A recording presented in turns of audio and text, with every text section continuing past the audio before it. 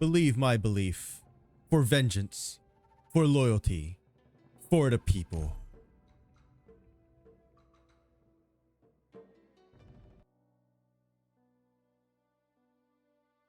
I was born by the river. Dad told me that the river links the entire world. Build a good boat, and you can go anywhere.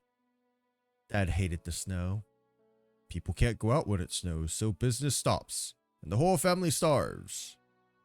That's how I got my name. I didn't know what business was, only that Dad would come home at the end of each month with a sword in one hand and stuff for the family in the other, including a present for me. Mom would sort the stuff and wash my dad's bloody clothes without a word. Then one day, a group of people wearing armor broke into the fort. Dad lived on the river all his life, and that's where he died. I only remember the leader. He didn't look happy at the total victory he'd just won. He only gazed at the river dyed red with blood, lost in thought. There was only one thought on my mind. I wanted to take revenge. I found out where he lived. I left home, going from the easternmost edge of Yan to the westernmost. I learned that the land was more than just the river. There were mountains, streams, forest, plains. People lived in many different ways and dealt with many different hardships. The river fort was too small. Dad might have chosen a different path if he had came out and seen all the land under heaven. Dad was wrong. There were only so many places you could go in a boat. Finally, I came to Yuman. He stood atop the walls with that same expression. I began to understand. I should take revenge.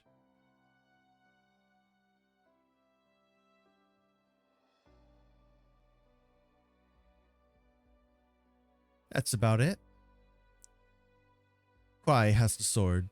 The kung fu lunatic is too much for Zuo-Le to deal with. He waited 3 years just to fulfill the promise. Interesting man. How are Taihe's injuries? He's still unconscious. The one who wounded Taihe was the same one who attacked Wei Yanwu.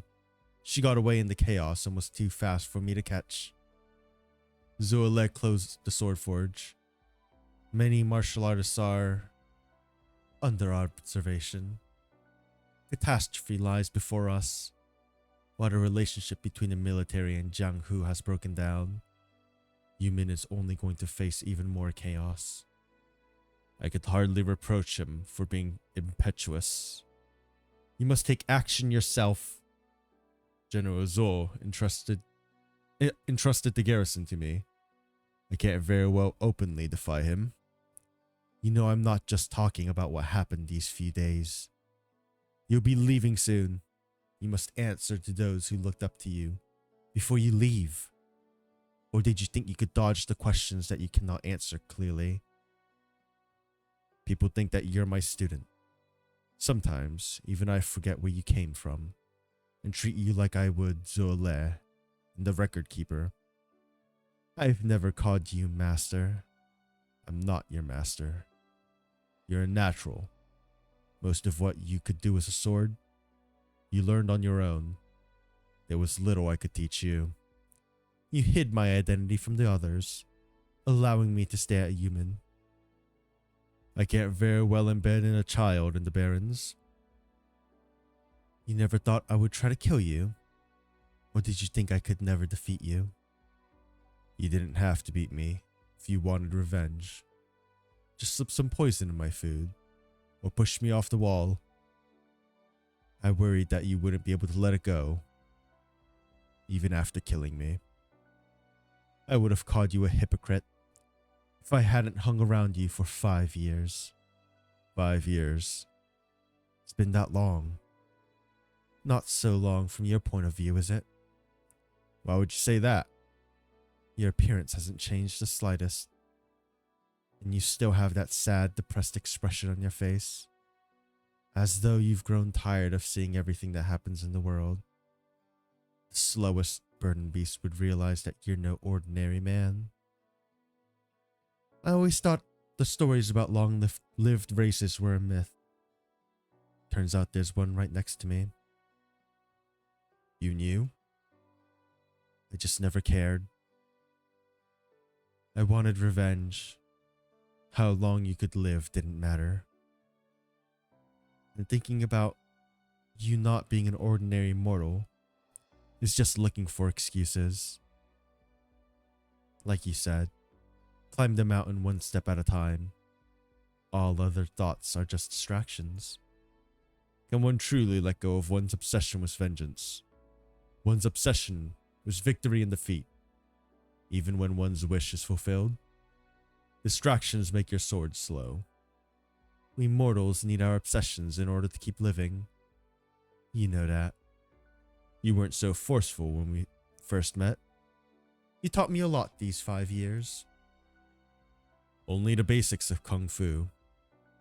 As you said, you can only teach so much, but how much one learns is up to oneself. You should go and see those who remember you. Far too many have an obsession with you.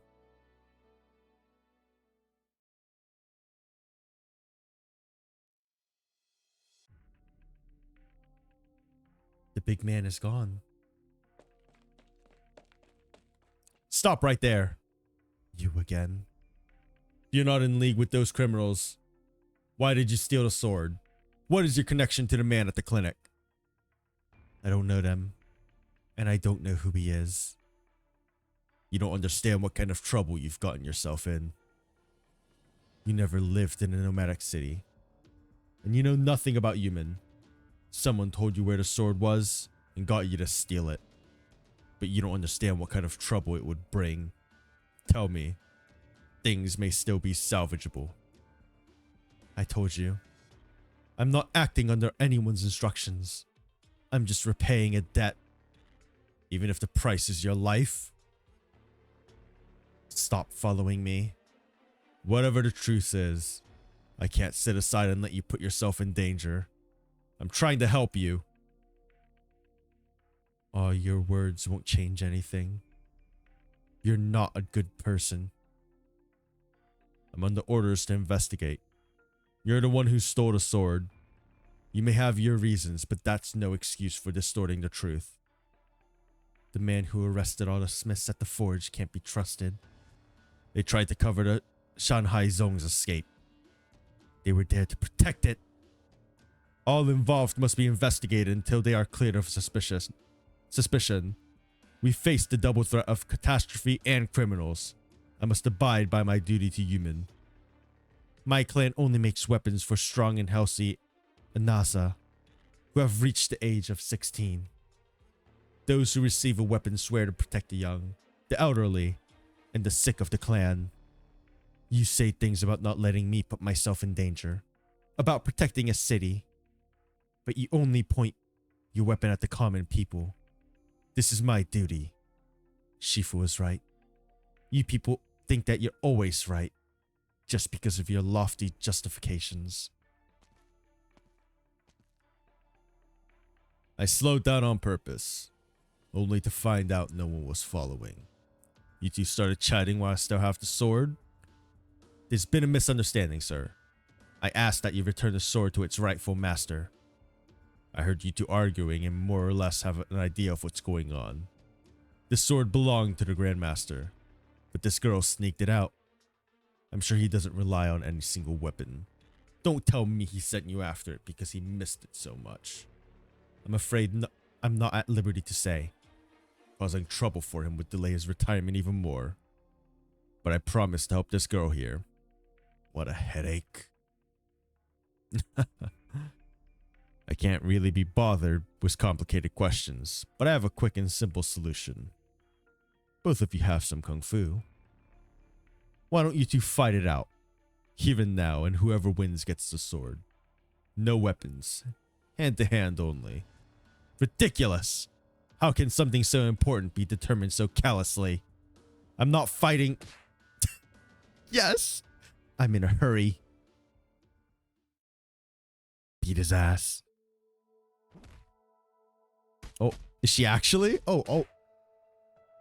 Fist and foot. As 1 point in...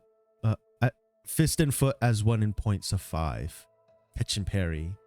Barrage to open. Even within an inch, there lies right and wrong. Focus elsewhere. Only negates effort.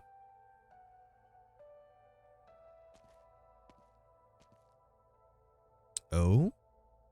Day has barely begun to break. The inn workers wipe down the tables and prepare food for the day in the kitchen. Lee rises to the call of foul beast in the backyard, and the sound of fists cutting through the air. Like father, like daughter. Nice. Uncle Lee, it's been a while since I've seen you practice this form. I thought maybe you had some sort of divine inspiration that helped you rise above forms and moves. Don't tease me like that. The only way to get better at martial arts is to practice. There are no magical secrets. You're right. I remember how you got on the wrong side of a gang the first time you went out on an errand for the company. When I arrived, all I saw was triads lying unconscious on the ground, while you stood there like nothing had happened. You were only 16. I started learning Kung Fu before I learned to talk. You remember? Told me. At least he taught you well in that regard. Like they say, your teacher can show you the door, but you have to be the one to walk through it. Well, I suppose being shown the door is important too. Maybe this was the only thing that he felt he could do as a father. I'm not trying to defend him. He wasn't a good father, and you shouldn't let that stop you from living the life you want. Consider your Kung Fu a gift. You can always tuck it away if you don't like it. Pursuit of Kung Fu mastery was his path. It doesn't have to be yours. I have nothing against Kung Fu, and of course I have my own life. I graduated magna cum laude with a degree in mechanical engineering from the Lungman University of Science and Technology. I'm an employee of Lee's Detective Agency and field operator for Rhodes Island, but not the first hero of justice to graduate from LMUST. I could be, if needed. And tell him next time you see him. Uncle Lee, you wouldn't just pick up a form that you haven't practiced for a long time for no reason? Considering his irresponsible behavior all these years, it would be more than understandable if you wanted to pick a fight with him. It's okay if you lose. I doubt he was any better at your age.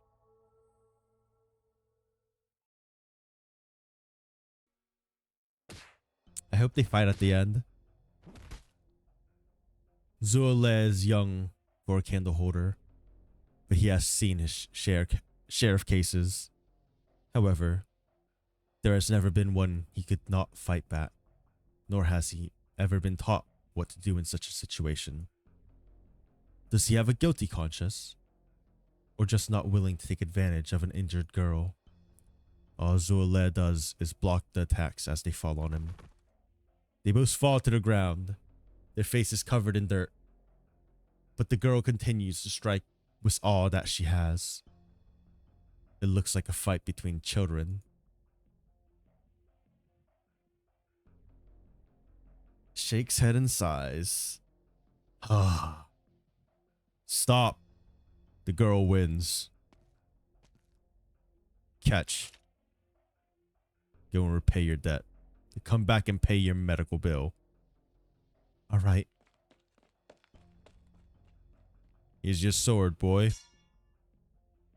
You didn't fight back because you knew she was hurt. No shame in that.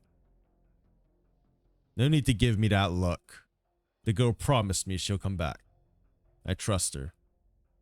If she goes back on her word, I'll catch her for you.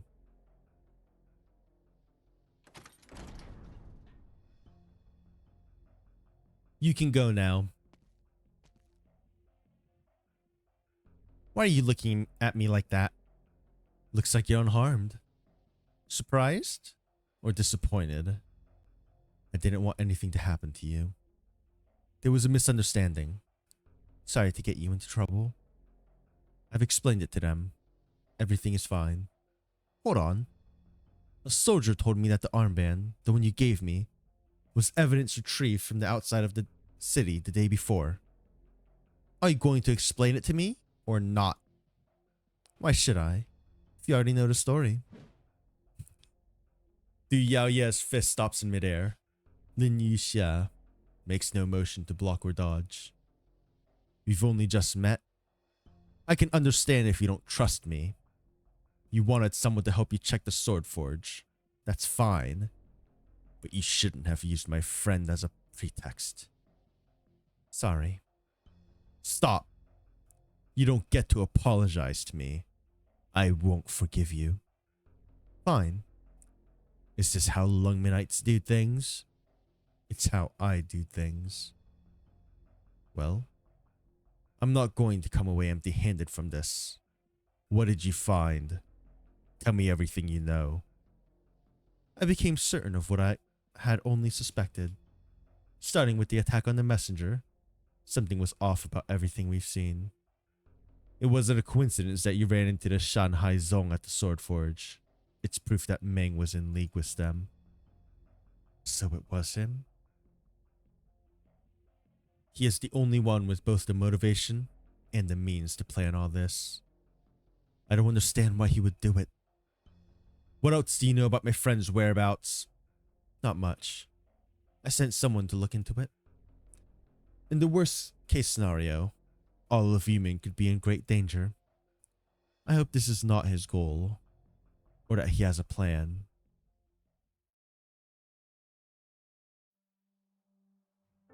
All these years, Meng Tieyi has rarely stood outside his workshop to gaze upon it. Inside, the yard has always felt cramped. The walls and door look more impressive when one looks on them from outside.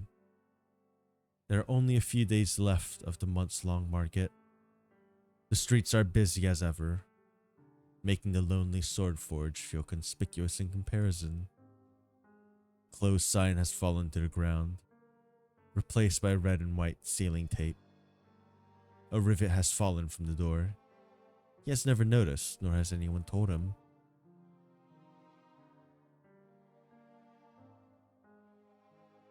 Am I getting senile?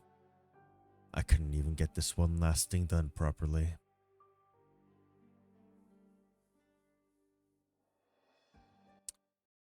But yeah, I really hope waifu gets to throw some hands with her dad. I think it'll be good for character development.